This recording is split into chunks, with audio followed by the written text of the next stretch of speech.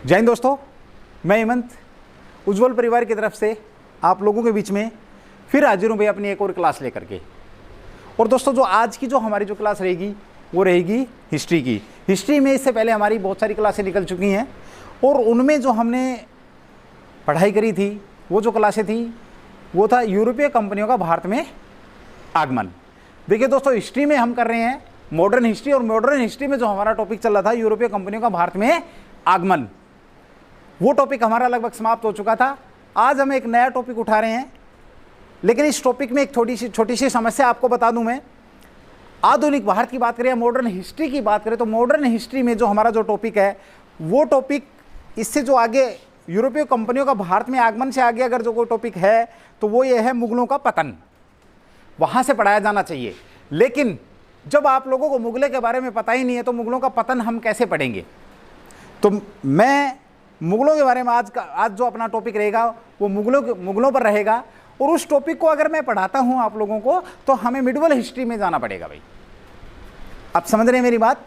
कहां जाना पड़ेगा? मिडवल हिस्ट्री में। तो जो आज का जो हमारा जो टॉपिक रहेगा वो रहेगा मुगल, ताकि हम मुगलों के पतन जो मॉडर्न हिस्ट्री में पढ़ेंगे, मुगलों का किस प्रकार से पतन हुआ, तो पहले हमें उनके उत्थान के बारे में पता होना चाहिए, मुगलों के बारे में पता होना चाहिए। जिस प्रकार से हमने पहला जो टॉपिक था यूरोपीय कंपनियों का भारत में आगमन, वहाँ से हर हालत में क्वेश्चन बनता है, बनने की संभावना रहती है 99% मेरे दोस्तों। उसी प्रकार से ये जो टॉपिक है ये भी अपने आप में बहुत बड़ा महत्व रखता है। मुगल, जिसने 350 साल के करीब हमारे ऊपर शासन किया।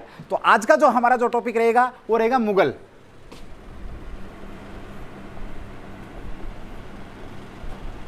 आप लोगों को बता दूं, इस टॉपिक को करने के लिए हमें कहां जाना पड़ेगा भाई? मिडवल मध्यकालीन भारत में जाना, मध्यकालीन भारत के इतिहास में जाना पड़ेगा। तो चलिए मैं लेके चलता हूं आपको आज से 500 साल पहले वाली दुनिया में। तो दोस्तों हम बात करें मुगल। सबसे पहले मैं बात करूं आप लोगों से कि मुगल शब्द आया कहां से भाई? मुगल शब्द उत्पन्न कहां से हुआ, हम वहां से पढ़ेंगे कि मुगल शब्द आया कहां से। अब देखिए दोस्तों, मुगलों की उत्पत्ति की बात करें या मुगल शब्द की उत्पन्न की बात करें हम, तो ये आया है मंगोलों से।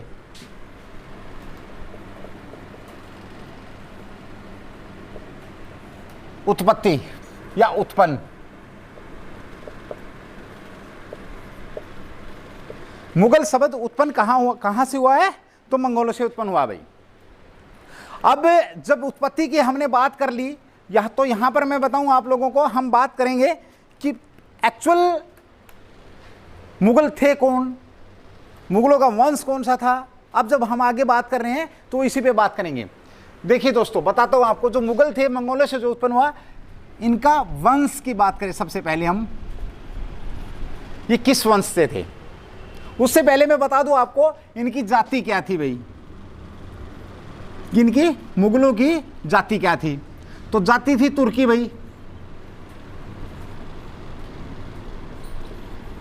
आपसे क्वेश्चन किया जा सकता है सिंपल सा कि मुगल, पहला क्वेश्चन आप लोगों से पूछा जाएगा कि मुगल शब्द कहां से उत्पन्न हुआ, तो मंगोलों से उत्पन्न हुआ। दूसरा आप निकल करके आएगा कि इन मुगलों की जाति क्या थी, तो तुर्की जाति थी। तीसरी जो बात निकल करके आएगी वो ये आएगी कि मुगल किस वंश से संबंध रखते थे। तो वंश की अगर मैं बात करूं तो ये चगताई,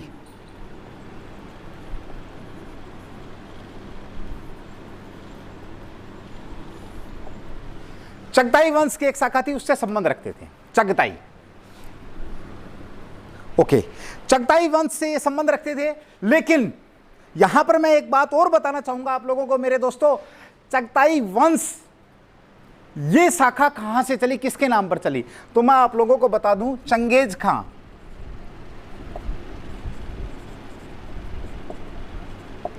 चंगेज खां का दूसरा पुत्र,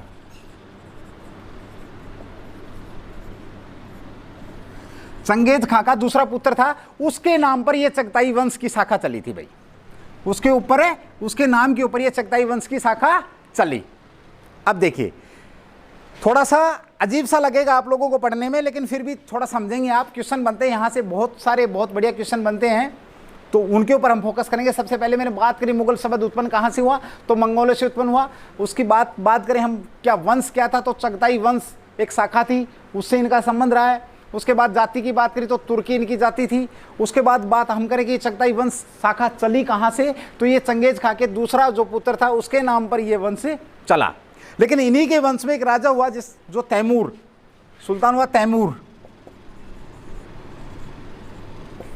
यहां पर बता दूंगा आप लोगों को, तैमूर जो था, तैमूर ये जो राजा था तैमूर, बाबर ने क्या किया, बाबर ने मुगलों का मतलब मुगलों का उपहास उड़ाया और वो इनको लुटेरों का गिरोह के नाम से भी इनको बोलता था बाबर। ये लोग क्या कर, इन लोग जो ये मुगल जो लोग थे, ये तैमूर के नाम, तैमूर के वंशज होना, तैमूर वंश से संबंध रखने को अपने आप मतलब क्या बोलते उसको, गर्व करते थे। इस बात पर का गर्व था इनको कि हम तैमूर वंश से संबंध रखते हैं। तो जो मुगल थे, मुगल अपने आप को तैमूरिया कहलवाना ज्यादा पसंद करते थे बजाय किसके, चगताई के, बजाय चगताई शाखा जो थी, चगताई जो शाखा थी चंगेज खां के दूसरे पुत्र के नाम पर जो शाखा पड़ी थी, बजाय उसके ये अपने आप को तैमूरिया कहलाना पसंद करते थे।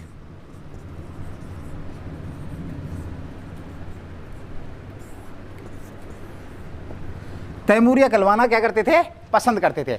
अब देखो दोस्तों, सबसे पहली बात आप लोगों के बीच में ये भी निकल करके आ गया, आपसे पूछा जा सकता है कि तैमूर के नाम से तैमूरिया कहलवाना कौन पसंद करते थे या तैमूर वंश से कौन संबंध रखते थे। तो ये जो मुगल थे ये तैमूर वंश से संबंध रखते थे और जो इनकी स्टार्टिंग थी वो चगताई वंश शाखा से शुरू हुई थी। ये मैंने आप लोगों को बता दिया, वो चंगेज खां के दूसरे पुत्र थे। यहां तक बात क्लियर होगी। लेकिन बाबर क्या था, बाबर मंगोलों का मजाक उड़ाता था, वो इनको लुटेरे बोलता था, लुटेरों का समूह बोलता था। चलिए दोस्तों, उसके बाद बात करूं आप लोगों से, इनकी उपाधियों की बात करूं कि ये उपाधि, इनकी जो उपाधि थी, पैतृक जो उपाधि थी वो मिर्जा थी भाई। इनकी उपाधि क्या थी, मिर्जा। मिर्जा इनकी उपाधि थी किनकी, मुगलों की। लेकिन काबुल पर विजय करने के बाद, अब देखना भाई बड़े ध्यान से देखना, काबुल पर विजय कब करी, 1504 में काबुल पर विजय करने के बाद बाबर ने क्या किया, 1504 में काबुल पर विजय करने के बाद बाबर ने 1506 या 7 में एक उपाधि और धारण कर ली और उस उपाधि का नाम क्या था, बादशाह।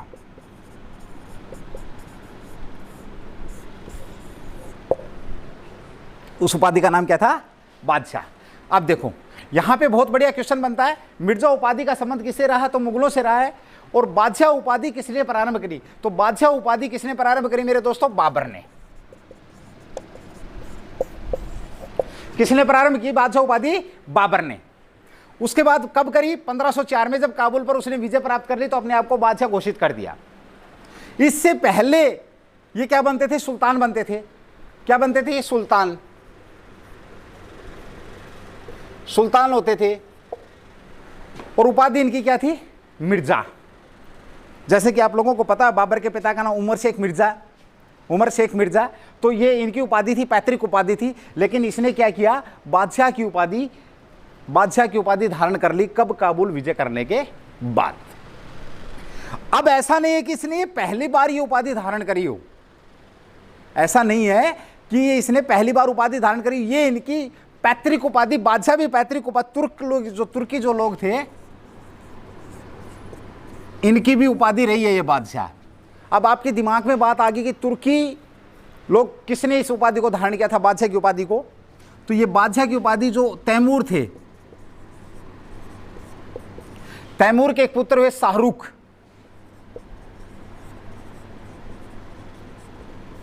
शाहरुख साहब ने इसको क्या किया था, बादशाह की उपाधि को धारण किया था। तो तुर्क जाति की यह उपाधि थी बादशाह, उस जाति को, उस उपाधि को बाबर ने धारण किया। और भारत की बात करूंगा मैं बाद में, लेकिन फिलहाल हम बात कर रहे हैं एक बार किसके, मुगल वंश के ऊपर हम बात करें कि कहां कहां क्या क्या इसकी विशेषताएं थी, कैसे कैसे इसका संबंध रहा। अब देखिए एक बार मैं इसको आपको एक बार रिवाइज करा दूं, उसके बाद आगे बढ़ूंगा। मैंने बात करी, किसकी बात करी सबसे पहले? वर्ड मुगल की। मुगल कहां से आया? मुगल मंगोलों से निकल करके आया। उसके बाद बात करी हमने मुगलों की, बात करी तो मुगलों का वंश कौन सी शाखा से संबंध रखता है? चगताई वंश, चगताई शाखा से संबंध रखता है। चगताई शाखा किससे संबंध रखती है? चंगेज खां के दूसरे पुत्र के नाम पर यह शाखा प्रारंभ हुई थी। यहां तक क्लियर होगा। उसके बाद बात करूं मैं, मुगल मंगोल कहलाना पसंद नहीं करते थे, मतलब ये अपने आप को चगताई वंश से जुड़ना ज़्यादा पसंद नहीं करते थे, क्योंकि ये ज़्यादा पसंद करते थे तैमूर को। तैमूर के नाम पर ये अपने आप को तैमूरिया कहलाना पसंद करते थे। तो क्वेश्चन आ जाता है कि तैमूरिया किसे कहा जाता है, तैमूर वंश से किसका संबंध था? ये सारी की सारी बातें निकल करके आती हैं। तो यह आप लोगों के बीच में है। उसके बाद बात आई, मैंने बात करी किसकी? उपाधि की बात करी। उपाधि की बात करी तो उपाधियों में मिर्जा उपाधि इनकी पैतृक उपाधि। आपसे पूछा जा सकता है कि मुगलों की उपाधि कौन सी थी पहले प्रारंभिक तौर पर या पैतृक? तो मिर्जा उपाधि जो थी वो किसकी थी? मुगलों की उपाधि थी। उसके बाद बादशाह उपाधि को ग्रहण किया मुगलों ने। सबसे पहले किसने ग्रहण किया? तो वो बाबर ने ग्रहण किया सबसे पहले। कब किया भाई? 1504 ईस्वी में। 1504 में जब काबुल पर विजय प्राप्त कर ली तो इन्होंने अपने आप को क्या कर दिया? घोषित कर दिया बादशाह। ऐसा भी नहीं था कि ये बादशाह पहली बार उपाधि धारण करी थी बाबर ने, क्योंकि तुर्की जाति के जो लोग थे, तैमूर के जो पुत्र थे शाहरुख, उन्होंने भी इस उपाधि को धारण किया था, बादशाह उपाधि को धारण किया था। यहां तक क्लियर हो गया भाई? ओके। उससे पहले जैसे सल्तनत की बात करी मैंने, सुल्तान की बात करी, तो यहां पे मैं एक क्वेश्चन और क्लियर करना चाहूंगा। उससे पहले आप लोग एक बार क्या करें, इसको राइट डाउन कर ले, जो स्क्रीनशॉट जिन्होंने लेना स्क्रीनशॉट आप लीजिए। उसके बाद फिर मैं आगे बढ़ता हूं भाई। आपके पास 10 जो उपाधि थी बादशाह वाली, ये शायद कर लिया ले लिया होगा आपने, लेकिन यहाँ पे एक चीज छूट रही है, मैं बता देता हूँ आपको। देखिए, ये जो उपाधि थी बादशाह वाली, ये बाबर ने चलाई थी, लेकिन तुर्क जाति के जो तैमूर के जो पुत्र थे शाहरुख, वह एक सुल्तान भी थे। सुल्तान गजनी के सुल्तान थे, सुबुतुगीन गजनी के सुल्तान थे एक और।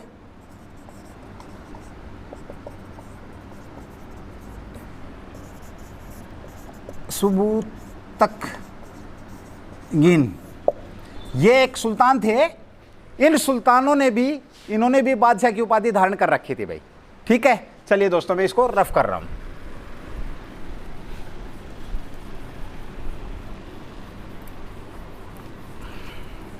ओके भाई, देखिए ये चीजें ऐसी हैं जो आपको फैक्चुअल हैं, और आपको हम मुगल पढ़ें उससे पहले आप लोगों को कुछ बातें क्लियर होनी चाहिए, क्योंकि जब तक आपका बेस क्लियर नहीं होगा तो मैं उस चीज़ को नहीं मानता कि वो टॉपिक आपका क्लियर होगा।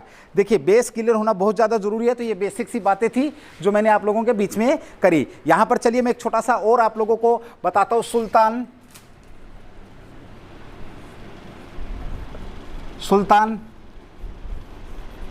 सुल्तान की बात करी मैंने। उसके बाद बात करी मैंने किसकी? बादशाह की। यहां पर थोड़ा सा अंतर है भाई, यहां पर थोड़ा सा अंतर है, और वो अंतर क्या है वो मैं आप लोगों के सामने डिफाइन कर रहा हूं। देखिए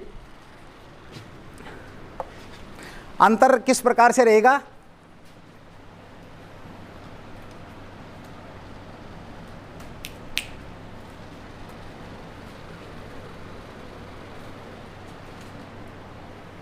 अंतर किस प्रकार रहेगा? देखिए भाई, थोड़ा सा डिस्टर्बेंस था कुछ, उस वजह से मैं बोर्ड के सामने से मुझे हटना पड़ा। देखिए, सुल्तान और बादशाह। सुल्तान की बात करें तो देखो इनके अनुसार क्या था कि सुल्तान और खुदा। देखिए, सुल्तान और खुदा, इनके अनुसार क्या था कि खुदा के बाद क्या बनेगा? खलीफा।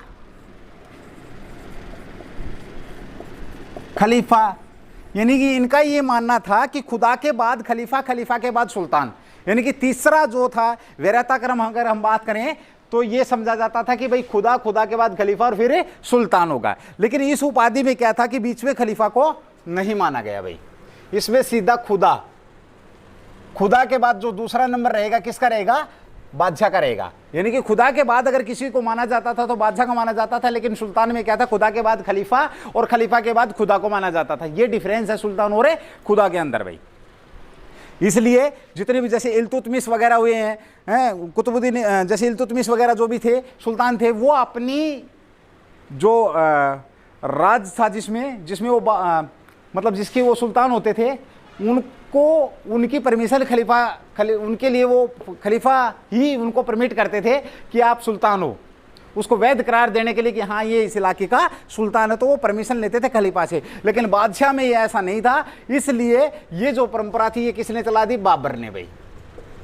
और बाबर ने किसको काट दिया? खलीफा को काट दिया। खलीफा का कोई मतलब नहीं है, बाबर ने इस प्रकार से इनको खत्म कर दिया खलीफा को।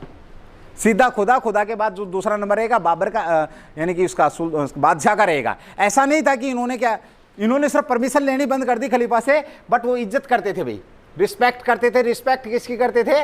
रिस्पेक्ट करते थे खलीफा की। और इसका उदाहरण आप लोगों के लिए बता दूं, जितने भी जो प्रारंभिक मुगल सिक्के थे, प्रारंभिक मुगल सिक्कों पर चार जो इनके प्रारंभिक जो चार खलीफा जो हुए हैं उनके चित्र थे भाई। चार जो खलीफा हैं उनके इन्होंने क्या कर रखे थे? चित्र बना रखे थे उनको रिस्पेक्ट देने के लिए। यहां पे क्वेश्चन पूछा जा सकता है आप लोगों से कि कितने खलीफाओं के चित्र प्रारंभिक मुगल काल के सिक्कों पर मिलते हैं? तो चार खलीफा, जो प्रारंभिक चार खलीफा थे उनके चित्र मिलते हैं। क्यों मिलते हैं वो आपको मैंने बता दिया, क्योंकि वो इनको इज्जत देते थे, खुदा के बाद इनको मानते थे, खलीफाओं को मानते थे। ज़्यादा जब जिक्र कभी खलीफा का जो टॉपिक होगा उसके ऊपर मैं जब कभी बात करूंगा। यहाँ पर सिर्फ मैं इतना बताना चाह रहा था आप लोगों को कि मुगल वंश किस प्रकार से निकल कर गया है, किस प्रकार से वो डेवलप हो रहा है। ओके, चार खलीफा। उसके बाद इस परंपरा को तोड़ दिया गया। यहाँ से एक बहुत सुंदर क्वेश्चन बन जाता है कि ये सिक्कों पर खलीफाओं के चित्र आने बंद किसने किए? इस परंपरा को किसने बंद किया? इस परंपरा को या इसको मतलब जो भी है, इस परंपरा को किसने बंद किया भाई? ये क्या? औरंगजेब ने। बहुत सुंदर क्वेश्चन बन जाता, खलीफाओं के चित्रों को बंद किस बादशाह के द्वारा कराया गया? तो औरंगजेब ने इसका क्या कर दिया? बंद कर दिया। देखिए, फिर बात करूं मैं बादशाह और सुल्तान की बात करी मैंने। सुल्तान वो पद था जो खुदा के बाद तीसरे नंबर पर आता है। पहला खुदा इनके अनुसार, उसके बाद बीच में खलीफा एंड देन फिर सुल्तान आता था। लेकिन बादशाह में क्या? पहले खुदा और दूसरे नंबर पे सीधा बादशाह आता है। बादशाह को खुदा का बंदा माना जाता था, सीधा बादशाह ही खुदा के बाद है यहां पर। लेकिन इन्होंने क्या किया? खलीफाओं से परमिशन लेनी बंद कर दी। सुल्तान परमिशन लेता था खलीफाओं से, और इन्होंने बादशाह को परमिशन लेने की जरूरत नहीं थी, लेकिन फिर भी इन्होंने इज्जत इनकी जारी रखी। और चार जो खलीफा थे, आरंभिक मुगल जो सिक्के मिले हैं उन पर इन चार खलीफाओं के चित्र मिले हैं। लेकिन औरंगजेब ने इस परंपरा को क्या कर दिया? बंद कर दिया भाई। औरंगजेब ने इस परंपरा को क्या कर दिया? बिल्कुल बंद कर दिया कि अब के बाद जो खलीफा है उनके चित्र नहीं रहेंगे। यहां तक आप लोगों को कोई डाउट है तो पूछ सकते हैं। बात एक और है यहां पर, मैं बता दूं आपको, जो बादशाह जो पद था इसको गौरवाइन मतलब क्या बोलते हैं उसको, इसको दिव्य शक्ति के रूप में किसने प्रस्तुत किया? किसने इस सिद्धांत को प्रतिपादन किया? कई बार आ जाता कि बादशाह के पद को किस व्यक्ति ने और किसमें, कौन सी पुस्तक में दिव्य सिद्धांत के रूप में प्रस्तुत किया या दिव्य ज्योति के रूप में प्रस्तुत किया, यानी कि उसको देवताओं के बराबर माना गया? किसने? तो अबुल फजल।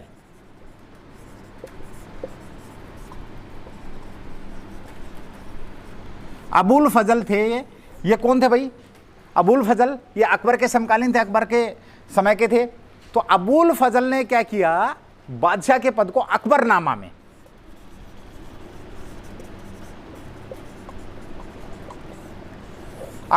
में दिव्य सिद्धांत को प्रस्तुत किया। बादशाह के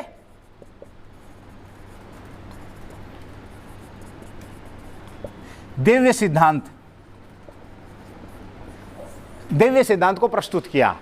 वीकेंड से हम कह सकते हैं। अब देखिए यहां पे क्वेश्चन किस प्रकार से बनेगा कि किस लेखक ने बादशाह के पद को दिव्य सिद्धांत के रूप में प्रस्तुत किया, या उसको दिव्य ज्योति के रूप में प्रस्तुत किया, या अगर मैं इसकी बात करूं इसको अगर किया खुश लिखा इन्होंने, किया खुश उस पुस्तक के अंदर, फारसी भाषा की जो पुस्तक थी उस किया खुश से इसके अंदर लिखा इन्होंने, तो किसने किया? अबुल फजल ने। किसमें किया भाई? अकबर नामा में किया। यह आप लोगों को पता होना चाहिए। दूसरी बात में यहां पर एक बात, जो खलीफाओं के जो चित्र थे उन्हें किस नाम से जाना जाता था? खुलफा-ए राशिदीन। जो खलीफा थे चार जिनके चित्र छिपते थे उनको किस नाम से जाना जाता था? खिलफा-ए राशिदीन के नाम से जाना जाता था। यहां तक आप लोगों को मेरे ख्याल में कोई डाउट नहीं होना चाहिए। 1 मिनट में आप लोगों के सामने आप इसका एक बार स्क्रीनशॉट ले लें ताकि फिर मैं आगे बढ़ सकूं। चलिए भाई, आपके पास 2-3 सेकंड का समय है उसके। ओके भाई, हो गया होगा आप लोगों का। हमने यहां पर सुल्तान और बादशाह के बीच में फर्क समझा। किस प्रकार से और किस व्यक्ति ने इसको दिव्य सिद्धांत के रूप में प्रतिपादित किया? अबुल फजल अकबरनामा जो उनकी रचना थी, जिन्होंने उसके अंदर बादशाह को दिव्य के रूप में, दिव्य शक्ति के रूप में माना उन्होंने। और अब मैं बात करूं, देखिए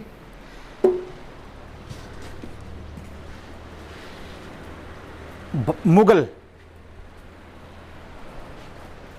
भारत में एक क्वेश्चन निकल करके आता कई बार, भारत में किसको अपदस्थ करके किसको अपदस्थ करके मुगल साम्राज्य की स्थापना करी? मुगल साम्राज्य की स्थापना करी भाई, किसकी? मुगल साम्राज्य की। बहुत बढ़िया क्वेश्चन बन जाता, बेसिक सा क्वेश्चन है, लेकिन आप लोगों को पता नहीं होगा और होना चाहिए इसको भाई। तो अफगानों को,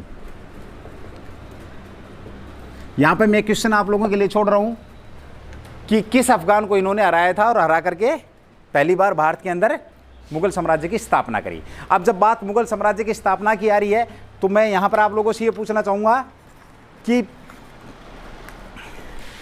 मुगलों की स्थापना किसने की? मुगल साम्राज्य की स्थापना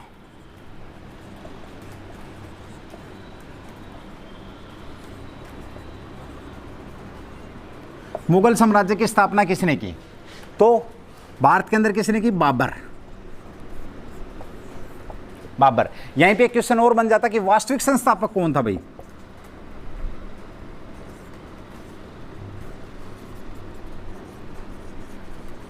वास्तविक संस्थापक कौन था इसका? तो वो था अकबर। मुगल साम्राज्य का वास्तविक संस्थापक किसे माना जाता है? अकबर। भारत के अंदर किसने करी? बाबर ने करी। कब करी थी भाई बाबर ने? ये 1526 में, 1526 के अंदर इन्होंने भारत के अंदर मुगल साम्राज्य की क्या कर दी थी? स्थापना कर दी थी। वंश क्या था? चगताई वंश। जाति क्या थी? तुर्की जाति। आप लोगों, इनकी भाषा क्या थी भाई? यहां पर है भाषा क्या थी इनकी, ये मैं क्वेश्चन छोड़ रहा हूं। मुगलों की भाषा क्या थी? ये आप लोग बताएंगे मेरे को कमेंट्स करके, बिना कुछ देखे। जो मेरे स्टूडेंट हो मुझे बता सकते हैं मुगलों की भाषा क्या थी। यहां पर दूसरी बात मैं करता हूं, मुगलों की राजभाषा क्या थी? राज्य भाषा, तो वो फारसी थी। वो क्या थी? फारसी भाषा थी। चगताई तुर्की, चलो मैं बता देता हूं, आप परेशान होंगे। चगताई तुर्की, चगताई तुर्की इनकी क्या थी? भाषा थी। ओके, अब देखो जिस प्रकार से हमने बात करी, किसकी बात करी? हमने बात करी कि मुगल कहां से आए। मुगल कहां से आए? मध्य एशिया में, एशिया के अंदर ही थे। तो जब मुगल 16वीं 17वीं की शताब्दी की बात करूं मैं, एक बार आप लोगों के एक और बढ़िया क्वेश्चन मेरे दिमाग में आ गया। 16वीं और 17वीं शताब्दी, 16वीं और 17वीं शताब्दी के अंदर मुगल जो साम्राज्य था, वो साम्राज्य विश्व जो एशिया के अंदर जो बड़े बड़े साम्राज्य थे, उन साम्राज्यों में, बड़े साम्राज्यों में गिनती होती थी। तो उस समय इनके समकालीन, मुगलों के समकालीन साम्राज्य कौन सा था? मिग साम्राज्य। मिग साम्राज्य ये कहां था भाई? चीन में था। उसके बाद ओटोमन साम्राज्य, ओटोमन साम्राज्य ये कहां था? तुर्की में। कहां था ये? तुर्की में। उसके बाद एक हो गया, दूसरा हो गया, तीसरा था सफावी साम्राज्य। सफावी साम्राज्य कहां था भाई? ये था ईरान में। तो ये जो बड़े साम्राज्य थे, इन बड़े साम्राज्यों में मुगल साम्राज्य को भी जाना जाता था। मुगल साम्राज्य को भी जो गिनती होती थी, इन बड़े साम्राज्यों में गिनती होती थी। यहां पे एक क्वेश्चन और बहुत बढ़िया आता है, पहली बार इनको मुगल शब्द दिया किसने था? तो जो यूरोपियन जो देश थे,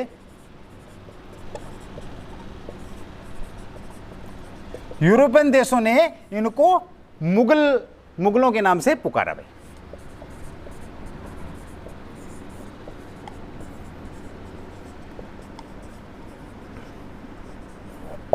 मुगलों के नाम से पुकारा। अब देखिए यहां पे 2-3 क्वेश्चन और अच्छे क्लियर होते हैं। आपसे पूछा जाएगा 16वीं शताब्दी में मुगल साम्राज्य के समकालीन कौन से बड़े साम्राज्य थे? तो मिग साम्राज्य चाइना, चीन में था, जो कि आजकल हमारे साथ बहुत मित्रता भरा व्यवहार कर रहा है। उसके बाद ओटोमन साम्राज्य तुर्की में था, और सफावी साम्राज्य ये कहां था? ईरान के अंदर था। और यूरोपियन देशों ने पहली बार इनको किस नाम से पुकारा? मुगलों के नाम से इनको पुकारा।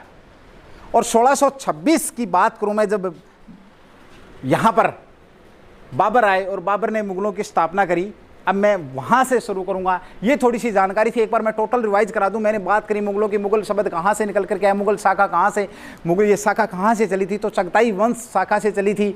इसमें उनकी जो उपाधि थी वो मिर्जा थी। चगताई शाखा किसके नाम पर चली, तो चंगेज खां के दूसरे पुत्र के नाम पर चली। ये भी आप लोगों को पता लग चुका है। बाबर ने मिर्जा जो उपाधि थी, उसके जो पिता थे शेख उमर मिर्जा, तो ये उपाधि उनकी थी। उपाधियों की बात में बात करूं मैं तो इन्होंने बादशाह उपाधि को चलाया। बादशाह और सुल्तान में फ़र्क क्या था वो मैंने आप लोगों के बीच में एक्सप्लेन किया है। उसके बाद हमने बात करी कि इनकी भाषा की बात करी, भाषा चगताई तुर्की थी, राजभाषा फारसी थी। ये सारी की सारी बातें आप लोगों के बीच में मैं कर चुका हूँ। बादशाह की उपाधि कब धारण करी, तो काबुल विजय 1504 में काबुल विजय करने के बाद 1506 और 7 के बीच में इन्होंने बादशाह की उपाधि को धारण किया। यहां तक आप लोगों का ये टॉपिक हो चुका है, क्लियर हो चुका है। अब मैं बात करूंगा कि भारत के अंदर किस प्रकार से मुगलों ने राज किया, किस प्रकार से मुगलों ने कहां से लेकर के कहां तक मुगलों ने भारत के ऊपर शासन किया। एक बार इसको मैं रफ कर रहा हूं, जिसने स्क्रीनशॉट नहीं लिया वो स्क्रीनशॉट आप लोग ले सकते हैं। ओके भाई, तो बात तो हो गया मुगलों की। मुगलों ने किस प्रकार से भारत के अंदर कब से कब तक शासन रहा मुगलों का, कौन कौन लोग भारत के अंदर मुगल शासक बने, उनके ऊपर हम बात करेंगे। मुख्य मुख्य शासकों के ऊपर एक बार मैं आप लोगों से बात करूंगा, साथ ही साथ आप राइट डाउन भी करेंगे भाई, ठीक है। ओके दोस्तों, जो चीज़ समझ में नहीं आती है आप लोग प्लीज़ कमेंट्स करेंगे। कमेंट्स करते नहीं है, बहुत मतलब ये मैं ख़राब तो नहीं बोलूँगा, पर हो सकता है आप इतने ज़्यादा बिजी हों कि आपके पास इतना टाइम नहीं हो कि आप लोग हमें चार्ज का काम करिए। आपको मैं काफ़ी बार बोल चुका हूँ कि जो आपके जो कमेंट्स हैं वो हमें चार्ज का काम करते हैं। मैंने काफ़ी दिन बाद इस हिस्ट्री की क्लास को उठाया और इसको इस ढंग से कराने की कोशिश कर रहा हूं मैं। देखिए, अगर मैंने पहले भी बताया था कि मॉडर्न हिस्ट्री का टॉपिक है, मॉडर्न हिस्ट्री में जो टॉपिक है यूरोपीय कंपनियों का भारत में आगमन के बाद जो अगला टॉपिक आपका वो टॉपिक रहता है कि मुगलों का पतन।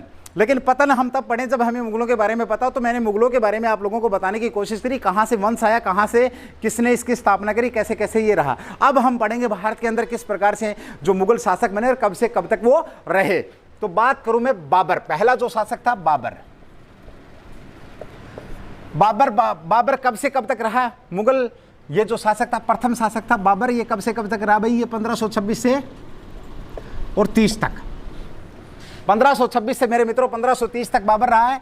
दूसरे नंबर पर कौन रहा है, हुमायूं।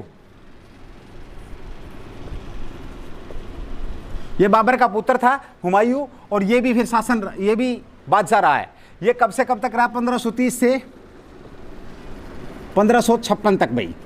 यहां पे ध्यान रखना मेरे दोस्तों, ये कमजोर शासक था, इसका आना जाना लगा रहा है, इसको बाहर से बाहर भी भगा दिया गया है। लेकिन जब हम एक एक को पढ़ेंगे, बाबर के बारे में पढ़ेंगे, बाबर के बारे में जानकारी लेंगे, हम जिक्र जरूर करेंगे, पानीपत के युद्ध का जिक्र करेंगे, हम खानवा के युद्ध का जिक्र करेंगे, हम वो सारी की सारी बातें करेंगे। लेकिन फिलहाल हम बात किसकी कर रहे हैं, फिलहाल हम बात ये कर रहे हैं कि किस प्रकार से कौन कौन बादशाह भारत के अंदर प्रसिद्ध मुगल बादशाह हुए हैं। इतिहास का, हिस्ट्री का सबसे मोस्ट इंपॉर्टेंट टॉपिक है दोस्तों, और ऐसा कोई सब्जेक्ट, ऐसा कोई टॉपिक, ऐसा कोई टेस्ट नहीं जाता जिसके अंदर इसका जिक्र नहीं किया जाता है। ओके, हुमायूं 1530 से 1556 तक रहा। तीसरे नंबर पर कौन आए हैं भाई, तीसरे नंबर पर कौन आए, हुमायूं के पुत्र थे अकबर। अकबर, इन्होंने भी शासन किया। इन्होंने कब से कब तक किया मेरे भाइयों, 1556 से लेकर के, और इन्होंने किया 1605 तक। 1556 से लेकर के 1605 तक अकबर का शासन रहा, जिन्हें महान अकबर, सम्राट अकबर, पता नहीं कौन कौन से अकबर के नाम से इनको, यह हमारी मजबूरी, हमें पढ़ना पड़ेगा। क्योंकि देखिए एग्जाम में इस टाइप के क्वेश्चन पूछे जाते हैं। आप लोग सोच रहे होंगे कि सर ये तो बुक में भी मिल जाएगा बुक में, लेकिन सुनने से जो चीज़ याद होती है वो शायद मे भी पढ़ने से कम याद होती है। मेरे हिसाब से ये मेरा खुद का लॉजिक है भाई, ऑथेंटिकेट लॉजिक नहीं है, ये बता रहा हूँ मैं आप लोगों को। आप ध्यान से सुनेंगे। पहली बात करी मैंने बाबर की, दूसरी बात करी मैंने अकबर की, सॉरी हुमायूं की, इसके बाद बात करी अकबर की। अकबर के बाद कौन हुआ, जहांगीर। जहांगीर, ये भी, इन्होंने भी शासन किया। कब से कब तक, ये भी बात रहा है 1605 से लेकर के 1627 तक भाई। ये कब से कब तक रहे, 1605 से लेकर के 1627 तक रहे। उसके बाद कौन आए हैं, जहांगीर के बाद शाहजहां। शाहजहां ये 1627 से, ये कब तक रहे भाई, 1627 से लेकर के, और जो इनका जो शासनकाल रहा है जहांगीर साहब का, ये रहा भाई 1627 से 1658। कब तक रहा, 1627 से 1658। उसके बाद आपके आए हैं औरंगजेब, ये रहे हैं 1658 से 1707। अब देखिए दोस्तों, यहां से प्रोग्रेस शुरू करी, बाबर से प्रोग्रेस शुरू करी मुगलों ने, और इस काल का ये स्वर्णमय काल था इनका, ये एक बढ़ता काल था। जिस प्रकार से मान लिया फॉर एग्जांपल हमने अपनी प्रोग्रेस करनी है, जिस प्रकार से हम यहां से चले और एक पॉइंट आ गया कि हमारी प्रोग्रेस यहां पे रुक गई और उसके बाद हम फिर वापस डाउन आना शुरू हो गए, तो उसके बाद के काल को मुगल उत्तरवर्ती काल के नाम से जाना जाता है। या मुगलों का पतन होना कहां से प्रारंभ हुआ? औरंगजेब के बाद क्या हुआ? औरंगजेब के बाद मुगलों का पतन होना प्रारंभ हो गया। पहले बाबर है, दूसरे हुमायूं, तीसरे अकबर है, चौथे जहांगीर है, पांचवें शाहजहां हैं और छठे कौन है? औरंगजेब हैं। इसके बाद फिर इनका पतन प्रारंभ हुआ और इस काल को, जो इससे आगे जो काल चलेगा, उस काल को मुगल उत्तरवर्ती काल के नाम से जाना जाएगा। यहां तक क्लियर होगा? ओके, अब बात करूं मैं औरंगजेब के बाद। औरंगजेब के बाद कौन आए हैं भाई? औरंगजेब के बाद कौन बादशाह बने हैं? तो यह आप लोगों को पता होना चाहिए। औरंगजेब के बाद बादशाह बने बहादुर शाह प्रथम। कौन बने भाई? बहादुर शाह प्रथम।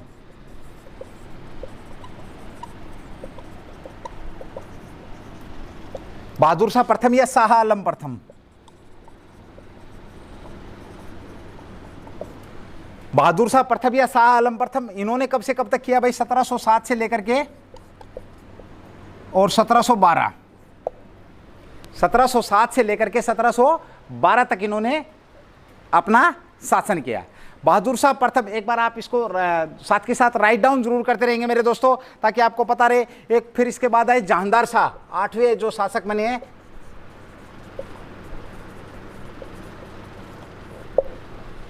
जहांदार शाह ये रहे हैं भाई फरवरी 1712 से लेकर के और 1712 से लेकर के 1713 तक रहे हैं भाई। कौन? जहांदार शाह। जहांदार शाह के बाद फिर कौन आए हैं? फर्रुखसियर। कौन आए हैं भाई अगले? 9वें नंबर पे कौन है शासक है? फर्रुखसियर। ये रहे हैं कब से? 1713 से 1719 तक भाई। फर्रुखसियर ने कब से कब तक शासन किया है? 1713 से 1719 तक। उसके बाद रफ़ी उदर जात, 1719 में जो शासन आया रफ़ी उदर जात का। किसका रहा भाई? रफ़ी उदर जात। रफ़ी जात ये कब से कब तक रहे हैं? ये रहे हैं 28 फरवरी से 4 जून 19 तक भाई। 4 जून 19 तक। और ध्यान रखना मेरे दोस्तों, सबसे ज्यादा समय तक बादशाह रहने वाले कौन व्यक्ति थे? अकबर। और सबसे कम समय तक रहने वाले व्यक्ति कौन थे? रफ़ी उदर जात। कब से कब तक रहे हैं? 28 फरवरी से 4 जून 19 तक इन्होंने अपना शासन किया।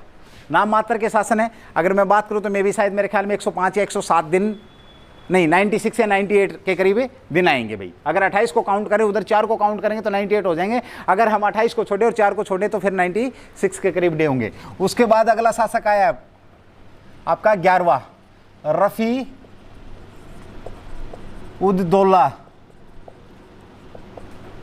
इन्होंने भी किया भाई 6 जून 19 से और सितंबर 19, ये भी थोड़े से समय के लिए शासक रहे हैं भाई। देखिए, अगर हम इनके दिनों की बात करेंगे तो ऊपर वाले जो शासक है, सबसे कम समय तक रहने वाले शासक, सबसे कम समय तक रहे हैं रफ़ी उद जात। और उसके बाद दूसरे सबसे कम समय तक रहने वाले कौन है? रफ़ी उद दौला। ये आप एक बार राइट डाउन करेंगे, नोट करेंगे एक बार। उसके बाद फिर मैं आगे बढ़ता हूं भाई। देखिए, उसके बाद 19 से 48 तक, 19 से 48, हाँ 19 से 48, 12वां मोहम्मद शाह या रंगीला।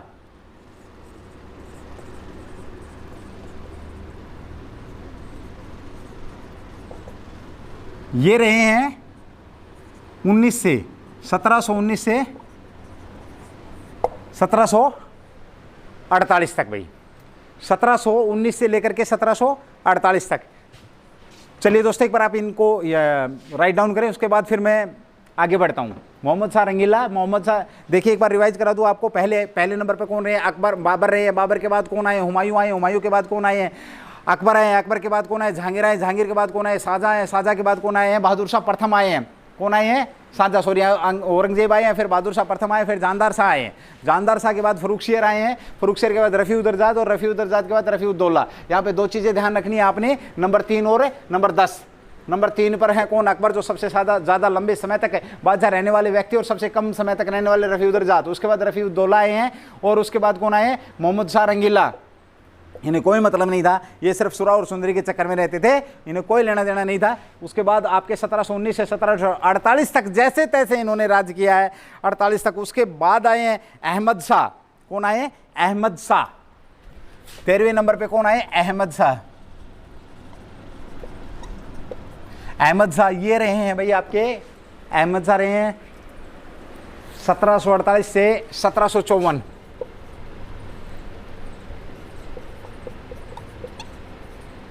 1748 से 1754। और उसके बाद आपके, एक बार आप इनको राइट डाउन कर लो, फिर मैं रफ करता हूँ यहाँ, नहीं तो फिर समझ में नहीं आएगा आपको, राइटिंग भी बहुत ज़्यादा हो रखी है। एक बार आपके पास 10 सेकंड का समय, फिर मैं इसको रफ कर रहा हूँ भाई।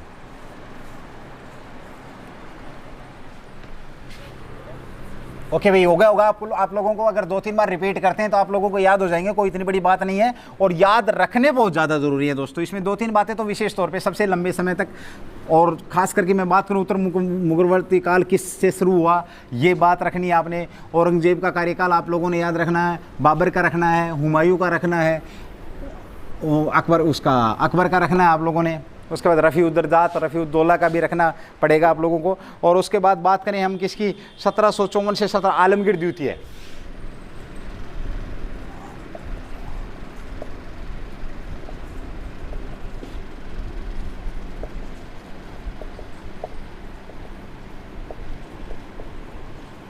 (1754 से 1758 तक भाई।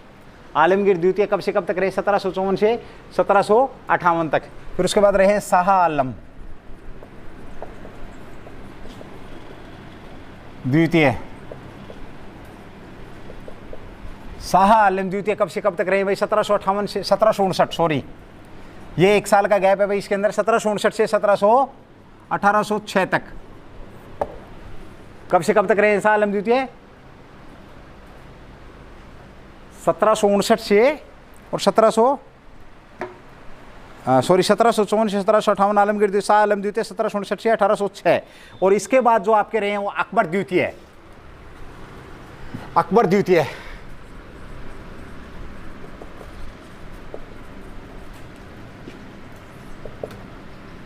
अकबर द्वितीय रहे हैं। ये कब से रहे भाई? 1806 से और 1837। 1806 से 1837। ये आपके 16वें नंबर के हैं, ये आपके 15वें नंबर के हैं, ये आपके 14वें नंबर के हैं। और ये आपके 17वें नंबर पर कौन रहे हैं भाई? बहादुर शाह,